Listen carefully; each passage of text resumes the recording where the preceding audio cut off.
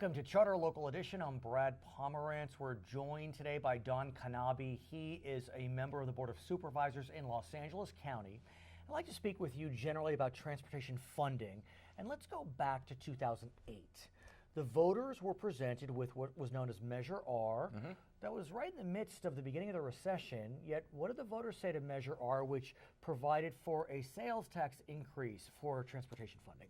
They said by a very narrow margin, yes, and which was a huge deal. Keep in mind, that's the third time the voters of Los Angeles County have voted themselves a sales tax for transportation. And it needed 66.66%, right. And it just squeaked by, like you said.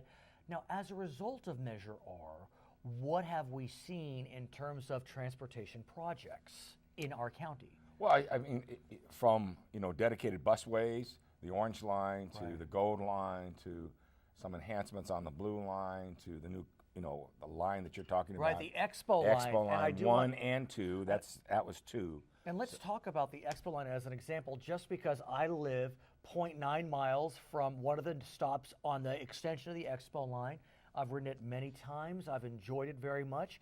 It feels, honestly, sir, as if the city is going through a transformation with the Gold Line extension, the Expo line extension. It does feel like an exciting time. And the fact that we're like 30, 40 years behind. That's another conversation, right? And we're finally getting transportation from point A to point B.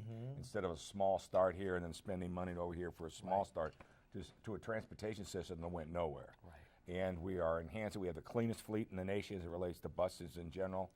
So it is going through a major transformation. And on top of that, there's a lot of very nice development from housing to commercial development happening around all these stations. So the voters were then asked in 2012, do you want to extend this sales tax?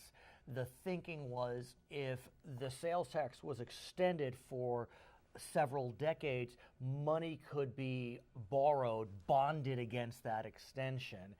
And it was a squeaker, but this time, what did the voters say? They said no. They said no. And I think one of the reasons was, from my perspective anyway, and one of my reasons for opposition was too early into the original Measure R to go back to the voters. You really hadn't put anything down. You hadn't laid much track. You hadn't finished many projects to say we need more money. And the reason we needed more money was all of a sudden everybody saw Measure R and what it was worth, $130 million, but all of a sudden we had $210 million worth of projects. Right. So the rationale being that since we have it, and we still were, tried to leverage it. I mean, it wasn't impossible to leverage it because we still had 30 years left. And the positive news as it relates to Measure R is the way certain transportation projects are funded. If a county will tax itself, it becomes what's known as a self-help county. And so we can leverage those dollars vis-a-vis Sacramento, vis-a-vis Washington. Is that fair? In some cases. I mean, that's always been the frustration, was that the voters of this county tax themselves 3 times for transportation dollars, and yet we don't get to take advantage of that from a federal standpoint. I mean, one of the things we try to do in America Fast Forward was to take that 15, 20 years that we had left, bond that so we could get projects. Was that the stimulus package? Pardon me? The stimulus package under No, it wasn't. It had nothing to do with stimulus. It was a package that we tried to get together to be able to bond, to be able to ask the federal government for assistance, because we had a repayment. We could pay it back because we had the revenue coming in. And it didn't pass. It didn't pass because we got fought by other parts of the country, the Denvers, the Miamis, Chicagos. They didn't want to have to tax their residents or go to the polls to have a tax. So we've never really gotten advantage of what the folks here in this county have done to be able, feds always tell you come up with a revenue source. We come up with a revenue source 3 times. But what about Sacramento? Are they generous when we come up with our own revenue source? Well, no, because you have other counties that haven't taxed themselves either. So it's the same argument there. Well, although the California Transportation Commission has been a much better partner than the feds. I mean, the feds, on new starts and some of the other things, I would not want to, anger them. I would not want to berate the federal government. God bless them. God bless them. Right.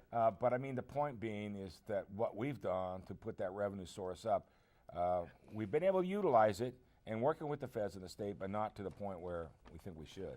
So now in 2016, the voters are being asked again to extend the sales tax passed by Measure R. That measure is known affectionately as R2. And as we speak today, it looks like it will be on the ballot. And I want to get a sense of your views on R2. Well, I think, again, R2 is an extension of the original R. There's going to be some overlap that people don't realize, and so it's going to be there's going to be an overlap of the sales tax, so you're going to have a double dip there. But my feeling is it boils down to geographic equity. I mean, this is what we're talking about. This is a very large county. There are 88 cities, all have taxpayers. A city like a Signal Hill, a city like an El Segundo really does not benefit from these programs the way it's skewed up. And the reason being is city of El Segundo has a nighttime population of 16,000 people, all right, a daytime population of close to 80,000. Right. Property tax out the gazoo, money coming in, sales tax, everything else being generated. The same thing with a Signal Hill, with a very small population, but a very successful audit score. And let's talk about the question of geographic equity, because we mentioned Measure J back in 2012. It barely lost. It got 66.16% of the vote. It needed 66.6.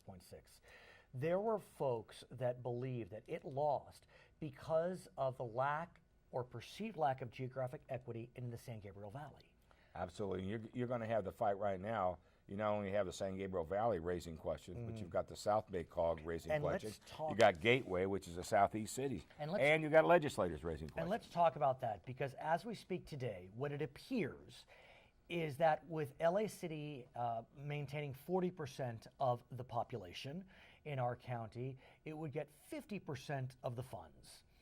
The South Bay, like you mentioned, with about 11% of the population, it would get 5% of the funds on a delayed basis, as you describe it. San Gabriel Valley, 16% of the population, 14% of the funds, better equity, arguably. Gateway, 20% of the population, about 18% of the funds on a delayed basis. Those figures are close, but in your mind, not close enough? Well, I think this is a very complicated piece of legislation or a ballot initiative, and it's being absconded by various little keywords and little buzzwords. But you have to keep in mind one of the other big arguments, in addition to geographic equity, and geographic equity plays out in different ways, not just population and dollars, but in other ways, like there are projects within the new R2 that they're talking about that jump over the original Measure R folks, that Measure R projects that people voted for originally back in 2008. Interesting. So you have this situation where a majority of those dollars that are skipping back, they're taking it to a new project that they want to extend to the west side, But you brought probably up closer to something your that house. I hadn't considered. A city like El Segundo, which is a South Bay city, which appears to be struggling a bit when you look at this analysis, 11% of the population, 5% of the funds.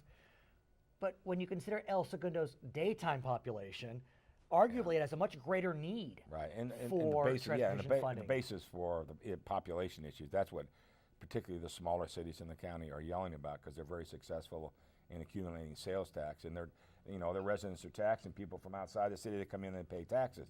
So you have the tax issue, but then you also have the infrastructure issues that are as great in those areas that they are in LA. So at this particular moment in time, as we struggle with how we're going to put this together, and to be successful to do it, we have to deal with the issue of LA City. Do you want a tunnel to the sea, a subway to the sea, or do you have needs or a all tunnel the way to Orange through County the 405? Right. What about connecting San Pedro Wilmington to LAX as an example? You have all the different issues. We have Crenshaw, we got the airport. In the end, though, it's always a negotiation. And do you feel as if we've gotten to a place with R2 where no one's happy, but everyone can feel as if they got something?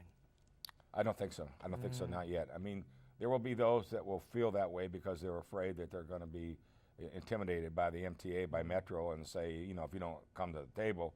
I mean, my point is, either you bring me to the table, I'm going to be your worst enemy. I go the other way. His name is Don Knabe. He is a member of the Board of Supervisors in Los Angeles County. Don't forget, R2 looks like it will be on the ballot in November 2016. My name is Brad Pomerance. It's Charter Local Edition.